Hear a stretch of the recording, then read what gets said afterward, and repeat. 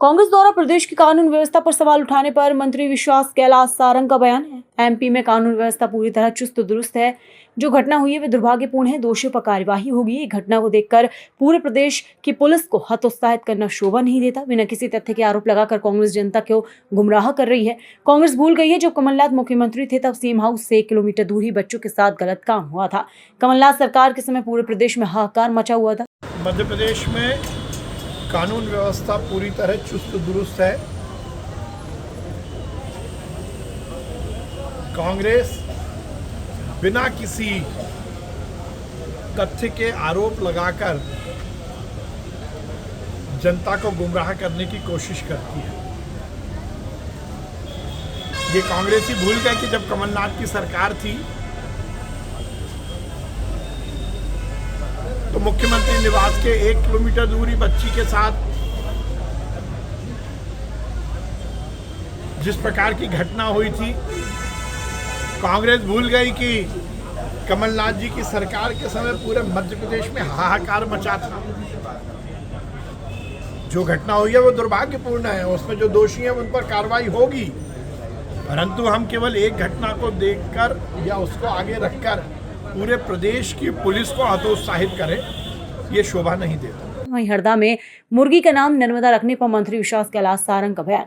यदि किसी की भावनाएं आहत हो रही हैं तो ऐसा नहीं होना चाहिए। यदि इस बात को लेकर आपत्ति है तो नाम बदल देना चाहिए। वहीं नर्मदा मैया आस्था का विषय है। प्रदेश की जीवनदायिनी नर्मदा मैया के आशीर्वाद से ही हम सब अपने जीवन को जी रहे हैं। विरोध है तो निश्चित रूप से नाम बदलना चाहिए। लगता है कि कोई भी प्रयास में यदि किसी की भावनाएं आहत हो रही हैं तो ऐसा नहीं होना चाहिए। यदि इस बात को लेकर आपत्ति है तो निश्चित रूप से नाम बदला जाना चाहिए।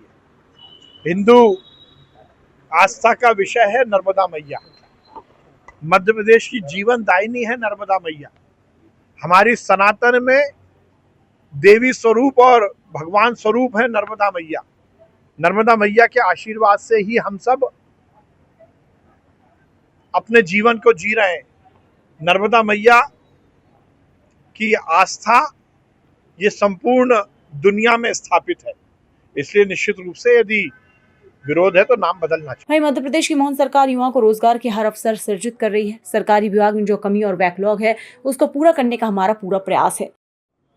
युवाओं को रोजगार के हर अवसर सृजित कर रही है।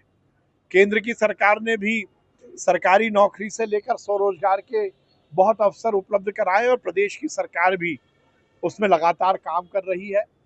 सरकारी विभाग में भी नियुक्तियां हो, जो कमी है वो पूरे हो, बैकलॉग है वो पूरी तरह समाप्त हो, ये हमारी पूरा प्रयास। हमारी सरकार विधानसभा के मंच का सदुपयोग करते हुए जनता की समस्या के निदान भी करना चाहती है और प्रदेश में सुशासन भी स्थापित करना चाहती है। अब देखिए, विधानसभा के सत्र में